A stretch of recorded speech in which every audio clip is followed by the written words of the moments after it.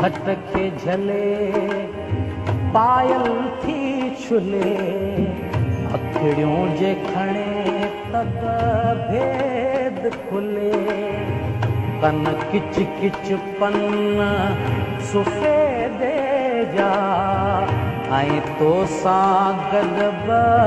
कहानिया जे भाई तो खे भेट दिया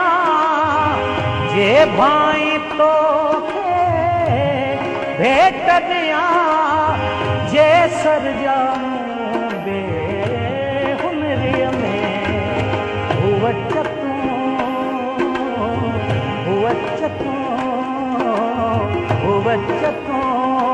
पखी चुनरिय में